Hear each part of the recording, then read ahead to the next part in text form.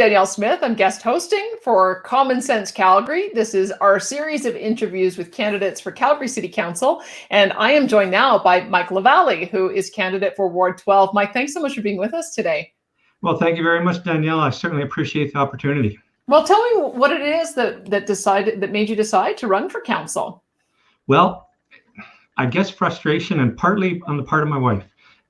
Like many people, sometimes we watch the news and we read the newspaper, and we follow things along pretty closely over the years, and sometimes you can find yourself being quite frustrated or yelling at the TV screen or groaning when you read the newspaper, and finally it was time to either stop or do something about it.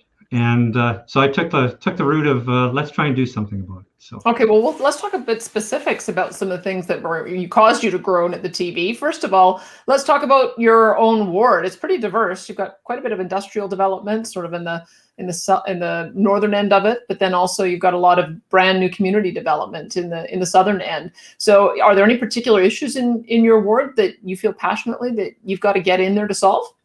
Well, you're right about the ward. It's very geographically split, pretty much down the middle, the north half being very industrialized, a lot of warehousing, that sort of thing. Whereas the southern half is where the people live.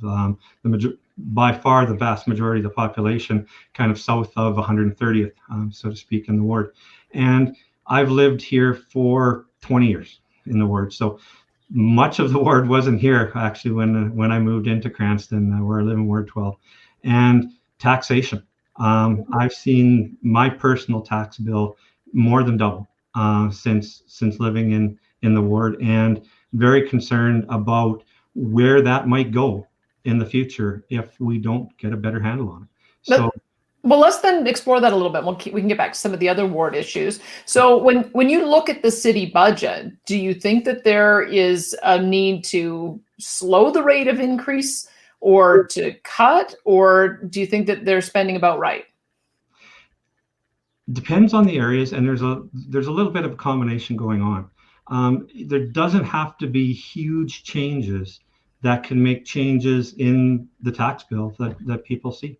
If you look at it now, and I see very few people talking about it, but a little over a year ago, the city started on a process called SAVE, Solutions for Achieving Value and Excellence, where they're really looking hard at having the right procedures. They're doing things as efficiently as they can, and they gathered solution or suggestions. It was almost like a big city suggestion box. Mm-hmm. And a lot of people, they had over 2,500 suggestions that went into it. For 2021, they've implemented 22. Oh. So 22 of 2,500 suggestions. Now, not every suggestion is going to save millions of dollars, but I think that of those remaining 2,500-ish suggestions, there's probably a lot of room for some reduction in expenditures and some efficiencies in there. So I think that could really be leveraged going forward. So where you started off by saying you were upset with your own personal tax bill, but what about the balance between residential and business taxes? Because you do have a mixed ward. If you were to find savings, where would you prioritize those savings? Would you give a tax cut to homeowners or a tax cut to business? Well, right now at homeowners, we're zero, basically, going forward for the next year. That's already been determined. And the businesses, especially large format warehousing, was set to have quite an increase coming forward to next year. The city recently came up with a package of around $44 million to reduce that impact on the businesses. And they figured that would do it. They've recently changed it again because it's being reworked. And so they've used about $18 million-ish to cap the increase at 10%. But 10% isn't much of a cap, because if you went 10% year over year over year, you're going to have doubling again very quickly. But they could have kept it at zero if they'd used the whole amount. They're going to distribute it a little bit differently. But if you look at that whole amount, $44 million, at rough math, that's almost 1%. That's only 1% of the total spending, annual spending of the city of Calgary. So even if we found 1% reduction in our savings, that would mean that tax increase would be zero across the board for both residential and non-residential taxpayers going for next year. So that's a 1 year strategy. You've probably seen that council's looking at a more extensive tax shift that would see the residential community of taxpayers take on a greater burden so that they can reduce the burden on the business community. Do you support that approach? Yes and no. I think you have to be careful with it. In going too far, you can make small adjustments here and there, but if you reduce overall spending, the shift and how much is paid by each sector, whether it be residential or non-residential, becomes less important because you've reduced the overall spending and you're not putting that increase on somebody in particular. Let's talk then about why you think so few of those suggestions got implemented, and maybe talk about the role of a council member compared to the role of administration. How do you see it? What is the role of council? Is it to essentially set the direction and then let administration do the work, or do you think that they need to be more active in pushing forward their ideas? Well, certainly they need to be more active. The general role is that council hires administration basically because they hire the boss, and then administration works from there. They also work within a number of committees, so they're more hands-on in a number of areas, not as a general counsel, but through the committees, working with administration. But when there's things that council feel more strongly about, they should probably be more active and interactive and engaging with administration, because I think we see this quite a bit where administration comes back with ideas or comes up with ideas, and I can't remember the exact stat, but basically I believe it was above 90% of the ideas that administration brings to council to vote on are passed. So that indicates there's not a lot of pushback in terms of direction to administration. And for example, on the 22 of the 2,500 issues, maybe that finance committee should be pressing them to, hey, let's find some more. All right. There's got to be some more. Now, not all 2,500 are going to be $1 million saving ideas, but if another 50 of them were great ideas, that'd be real progress. Give us an idea of the kind of experience that you've had in your private sector life that would prepare you to give council or to give the administration that kind of direction. Worked with a lot of teams, and actually very, very broad experience. Of my life story is a bit of a winding one, but everything from working with a major financial institution, having meetings with the executives in the towers downtown in Toronto, to working with business here in Calgary and managing some of the most competitive businesses. And everything is a bit of a give and take. People won't respond well if you just tell them what to do. Nobody likes to be told exactly what to do, but if you can work with them, suggest ideas, and capitalize on ideas that they're already working on, or take them further and value their work, then you'll find that you'll probably have a lot better results. I know there's been a lot of talk from different people about taking and I'm going to throw out everything you have. We're going to come in. We're going to do this. I'm going to have a review, and that's very difficult to do. You have to work with people, and you have to work with administration. And if you come in like that bull in a china shop, I'm not too sure how successful you could be at that. So let's talk then a little bit more about that, because how would you characterize the relationship of council right now? Do you think it's working well? Do you think that what we see sometimes break out is just a bit of the kind of to and fro that happens in regular politics, or do you think something needs to change about how that relationship works? Between council and administration, or within council and council? Oh, in council. Okay. Yeah, there's a bit of they don't show each other a lot of respect recently in council, and just in some of the meetings that I've been sitting in the last couple of days on the council meetings, unfortunately there's been a couple of members that have neglected to mute their microphones when it wasn't their turn to speak, and profanity has been heard, and that sort of thing. So yeah, a little bit more respect and working together. We're not always going to agree on opinions, but when it breaks down to blatant just arguing and name calling, that usually means we're out of constructive debate, and maybe we should concentrate on that rather than putting somebody down, so to speak. All right. Some of the disputes seem to be almost partisan in nature. Do you have any partisan affiliations that you're bringing with you to council? None at all. None at all. I know that some of the other candidates have been and helped out with or associated with different political parties. And no, I have never been in politics before. I'm the exact opposite of a career politician in that this is my very first foray into politics with this municipal election. All right. So the previous candidate who represented this ward, Shane Keating, do you think you represented the ward well? Is there anything you would have done differently in the last 4 years? Shane did a good job. He's very well respected by a lot of the people that live in Ward 12, and the election results from the last election reflect that. It was a landslide. He received somewhere in the neighborhood of 18,000 votes, and it was 2,000 or 3,000 votes for the second and third place candidates. That being said, there's some things that can make a big difference to our ward that he worked on and got there, but we didn't quite get there with. The biggest thing that everybody's talking about is the green line. Right now, stopping just short of the majority of the population of our ward, where it would really make a difference for people. And I would have, as much as I appreciate the work that he did to bring that to Ward 12, I would really appreciate seeing that have come further and taking a stronger stance for, instead of just getting something done, to let's get it done to where it makes more sense.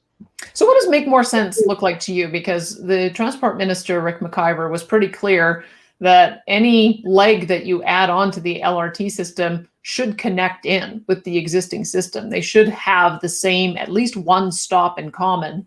I don't know that that's been identified. Do you have some thoughts on that? Absolutely. I get asked that question a lot. If you look at the current plan and the current alignment revised, well, first it was going to go from the very north end of Calgary down to the very south, where we see the last stop being in the south end of Seaton in Ward 12.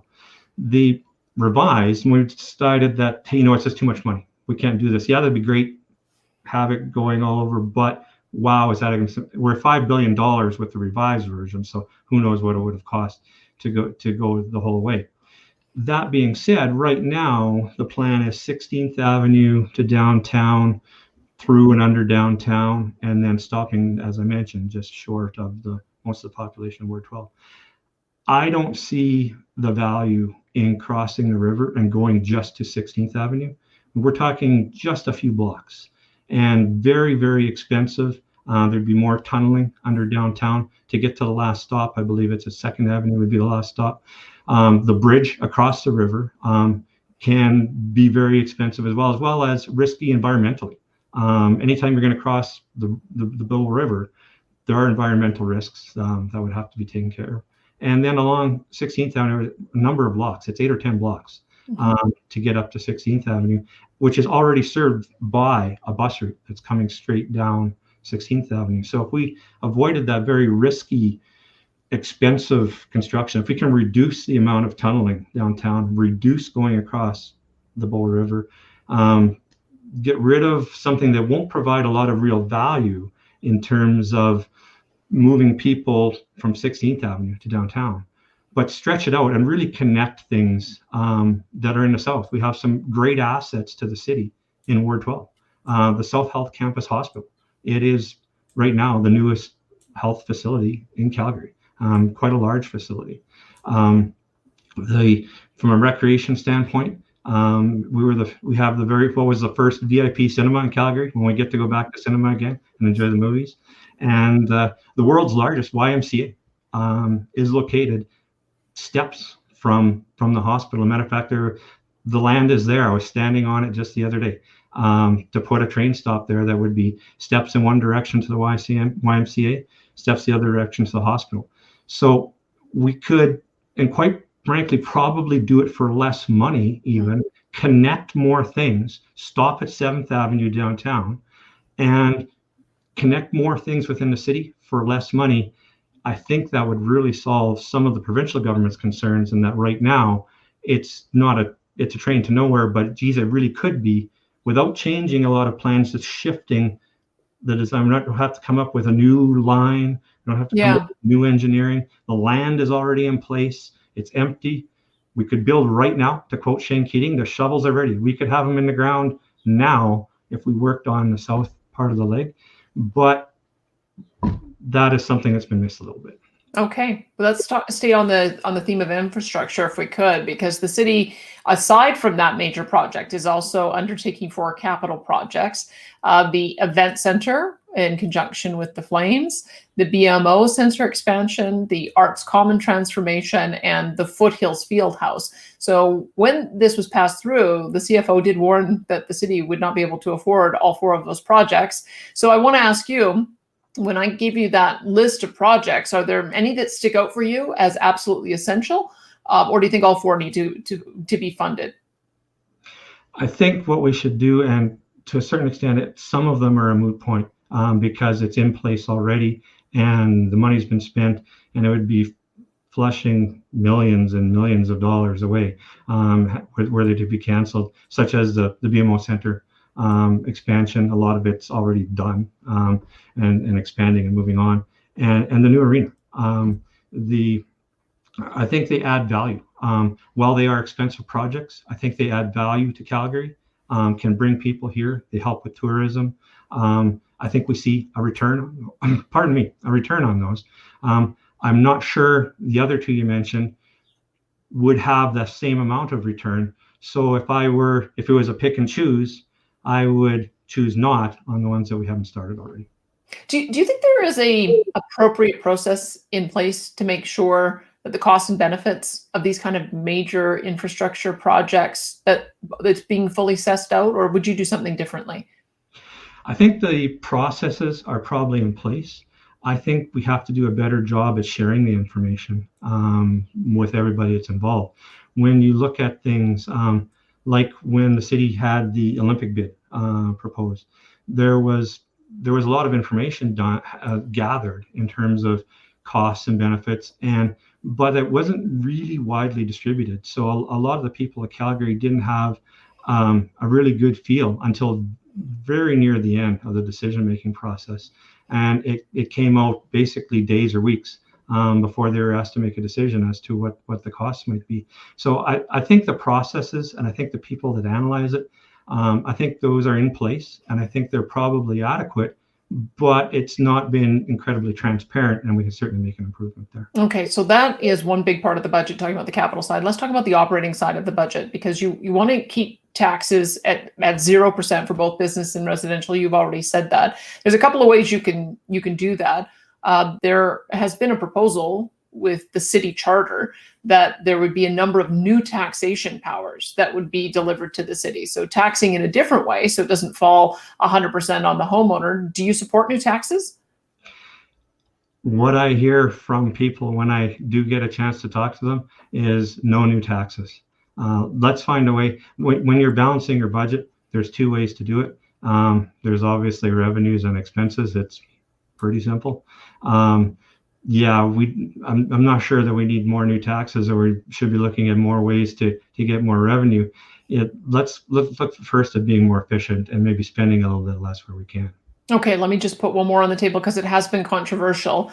Every time the city makes an estimate of what the education portion of the property tax that they have to remit to the province would be, if they're incorrect and there's a little bit of extra money, they take it for their own budget. And I know that there are columnists in town who love to write about that. Just what's your opinion on it? Do you think that money should, if it does happen, flow through to give taxpayers a break, or do you think that it is a legitimate way for the city to fund the priorities that they have?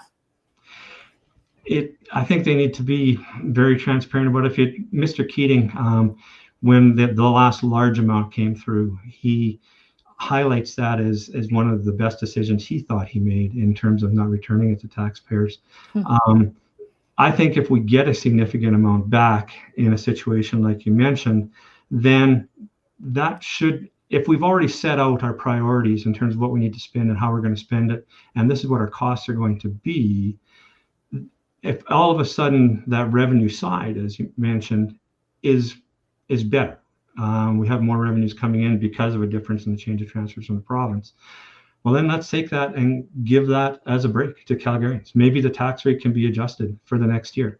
The thing with tax increases or decreases is that they multiply. Once it's on there, you think, okay, 3% isn't a big deal this year, but if you do 3%, that's 3% on top of 3% from last year, and that grows. So if you have that rare opportunity where you've already decided this is what we need to spend, this is our expenditures, this is what it's going to cost us, but all of a sudden we have more money, let's take a break because it doesn't happen that often. All right. You've talked a bit about your philosophy around spending and how you would find some of those by using the suggestions. What's your basic philosophy as you approach the annual budget, though? Is it that you want to try to hold the line on spending, or only increase in alignment with inflation and population growth, or increase higher than that to account for higher construction costs, which is what the administration says? Or do you think they should be looking at ways of reducing spending? I think if you start with looking at ways of reducing, it puts you on a better foothold moving forward. If you look at, we're just going to limit it to what we need, or population growth plus inflation. And that's where people need to understand that total spending by the city can be population growth plus inflation, but that shouldn't be what your tax bill is, because as population grows, guess what? There's more taxpayers too. So if population growth is 5%, we shouldn't, as individuals, see a 5% increase on our tax bills. But overall, for the city expenditures, yes. But let's not look at that. Let's starting more from base in terms of, can we reduce it? What do we really need to do? What are our priorities? And priorities can change from time to time, depending on what is deemed most necessary. Oh. So if you start low, you have an opportunity to keep it lower. Whereas if you start high and say, well, this is kind of our target, well, it always tends to sort of exceed that. So why start high when you have an opportunity to start low? Probably the best question I heard to council during the budgeting session last fall. One of the councillors asked city administration, they said, do you start out with, here's what we want to do, okay, now we got to raise all this money to do it? Or do you start out with, here's how much money we have to spend, how are we going to spend that on our priorities? And basically administration said, no, we decided this is what we want to do, and this is what we think we need to do. So now they're going to go out and try and find the money for it. Whereas I thought that was an excellent question asked, because if we put more emphasis on, okay, this is how much money we have to spend, much like you do in your household. You don't say, geez, I'd like to go on this, and then figure out how to spend it. Most people decide, okay, I've got this much to spend on a holiday. This is where I'm going to go. Here's the problem, is that a lot of the spending is locked in because of the number of staff that are hired and automatic pay increases that come with moving up the grid and salary settlements. So how would you approach that issue of dealing with your collective bargaining units? Yeah, that can't be changed in a hurry. As much as a lot of people think it is, you've got contracts in place. You can't just go in and start saying, I'm going to break contracts and change this and change that. That has to be an ongoing process of negotiations. And if you go, like I mentioned earlier, if you go in like a bull in a china shop, you're not making many friends. Whereas if you go in and say, you know what, we've got a problem. We have a problem with spending in the city of Calgary. I need you as a group, as administration, as a union group. How do you suggest? Give us some suggestions to help out. Would you like to be part of the solution, or how do you wish to proceed? So in more negotiation type of, hey, let's get some help from them, rather than the rhetoric and this is what we've got to do. I don't think that's going to get very far. Okay, let me ask then one question about defined benefit pension plans versus defined contribution plans, because we've seen that the private sector has moved towards defined contribution. Mm-hmm. And I'm curious to know whether you would want the city to engage in that conversation, or even have the council make the first step of changing their pension plans so that they have some leverage power when it comes to negotiation. How do you see that issue? It's a little bit complicated when it comes to pension plans, because there's different levels when you actually get into the pension plans. But if you look back at the report that was done, I forget the name of the consultants that did it with city administration on pay, and where they compared the city and the union pension and pay plans compared to the rest, there was some reference made in there that the pension plans certainly bumped them up and made them competitive to the private sector, even more so in some cases. So yeah, that's, as negotiations would go forward, that issue has certainly been highlighted even by a third party that administration hired to look at it. So I think that would certainly be fair game for discussion. Absolutely. All right. Have you been following the discussion that's been going on about the guidebook for great communities? I have been sitting, I had to leave the meetings today because I was there until 10 o'clock last night. And then it went on again 9:30. I believe they're still going right now. I don't have them going on my other screen.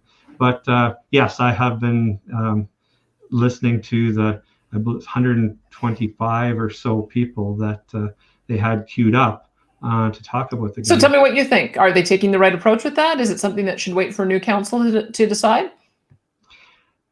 Whether or not they decide to wait for a new council, I really think they have to listen to the feedback that's come. And if you were listening as well, I don't know how much of you caught it the previous evening.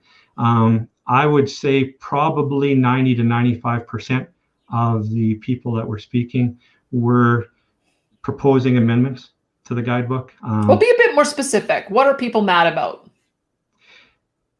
People are mad about the possible reductions of single-family homes in their neighborhoods.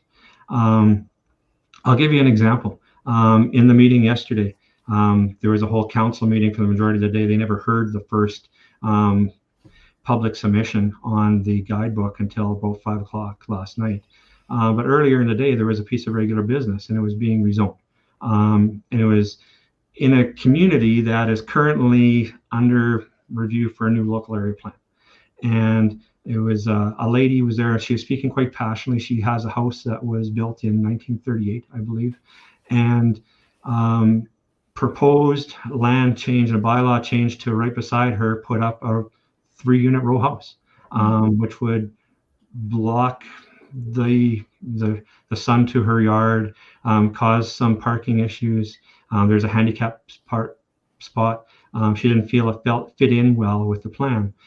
A lot of people, and when that went to vote on council, she got voted down, and the redevelopment got voted unanimously.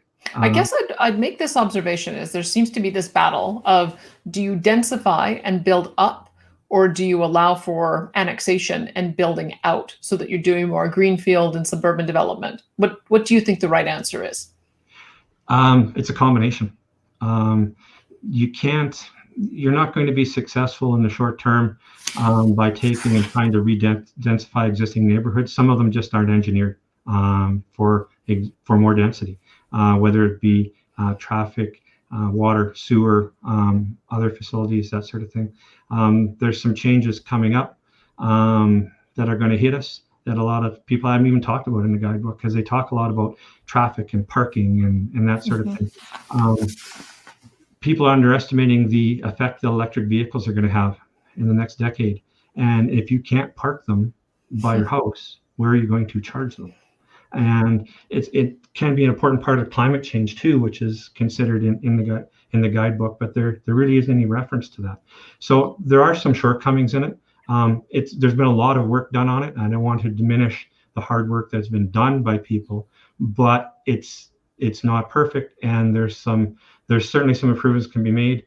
Whether or not it gets pushed off till after the election is one question, or I think at this point certainly it could use some refining.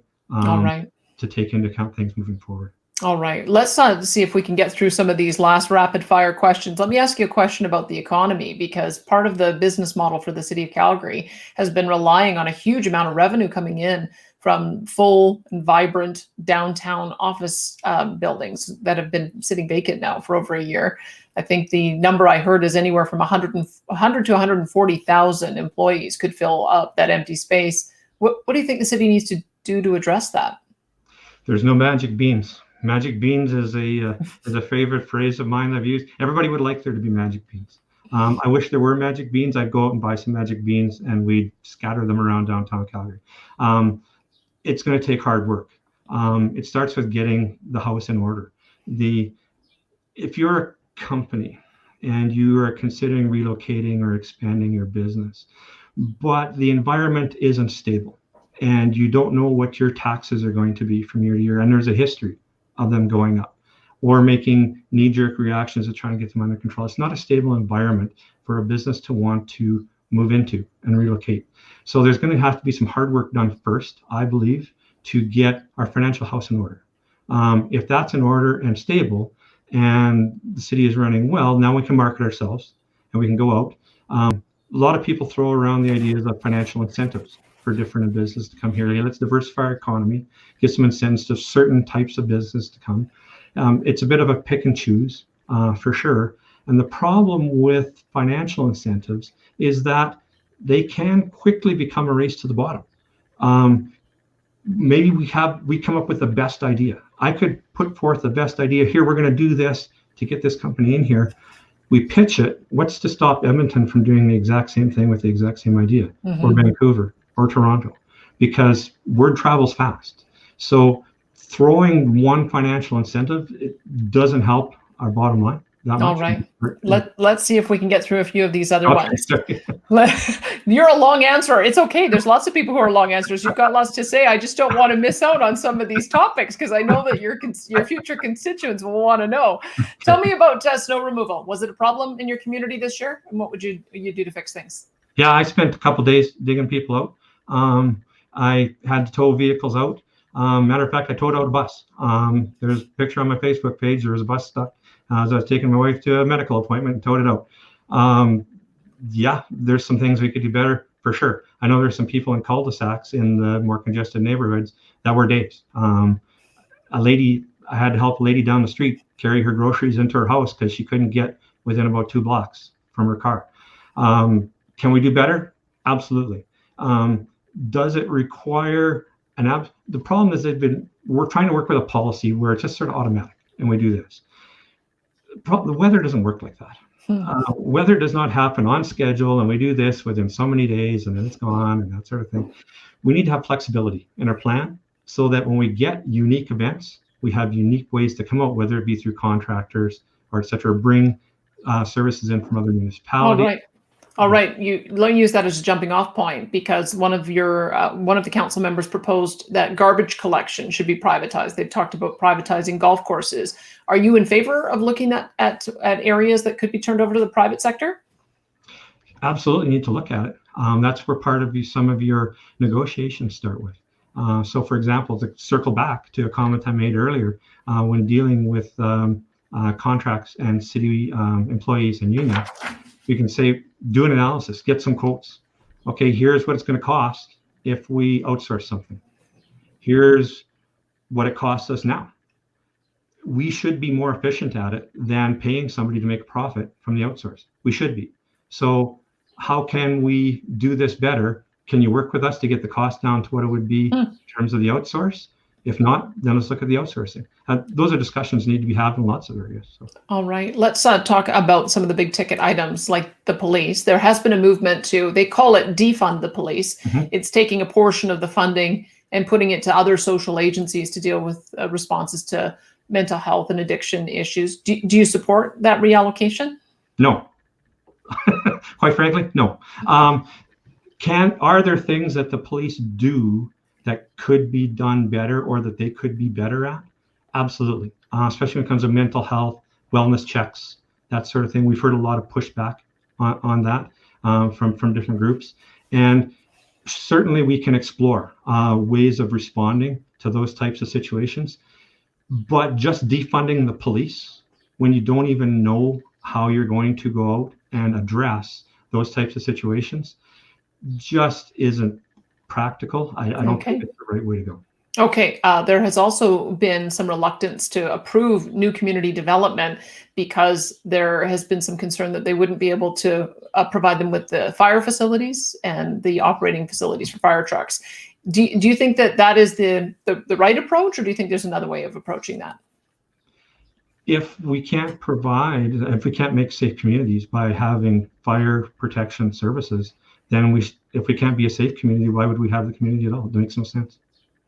Okay, the city has been in a bit of a fight with the province over taking over the dispatch for EMS. Have you been following in that? Do you have a position on it?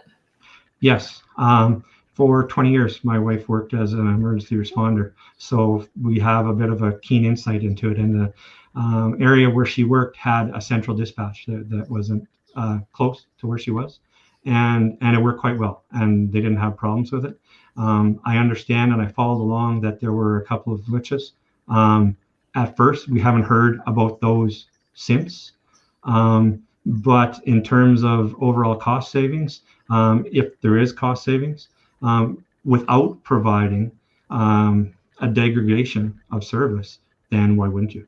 Okay. The big blue ring has become sort of the iconic image for the public art policy. Tell us what you think about public art. Have they managed to fix it with the changes that they've made, or would you take a different approach? Well, if you see the video on my website, I make fun of the big blue ring. But yeah, no, I think, and there's public art was just in the news again recently, as they've renewed part of the project and handed off, I think, to do a better thing. They handed off approval of the projects to a separate organization. That doesn't mean it's still a good use of our funding. There are areas where we are traditionally short funded in terms of affordable housing and helping those less fortunate in Calgary. Instead of taking that percentage of infrastructure projects and spending it on questionable artwork, why don't we take and put it into affordable housing, so that when we do a big infrastructure project, it helps everybody in Calgary, especially in those areas where we're struggling always to find money for it. Better overall approach, I think. All right. So we've got a couple of referendum questions coming up. Do you think that the city made the right decision, choosing to make the decision on speed limits and choosing to have a referenda on fluoride? Or what is your general approach to when an issue needs to be taken to the public? Both of them are very contentious. There's lots of people on either side of the issues for both the speed limits and for fluoride.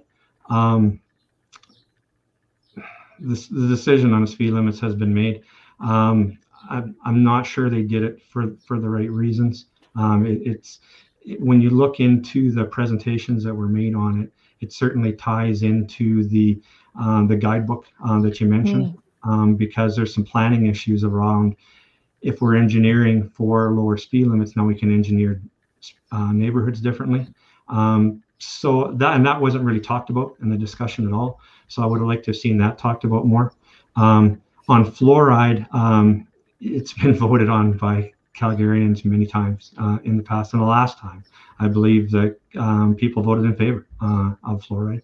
I've spoken with doctors and dentists who believe it's a very good thing, and that the dollars and cents wise, every dollar spent on fluoridation of the water results in about, I think it's about $93 is the figure that they did the study on in terms of reduction of dental expenses. So you would have made that decision, or do you think it should go to the people?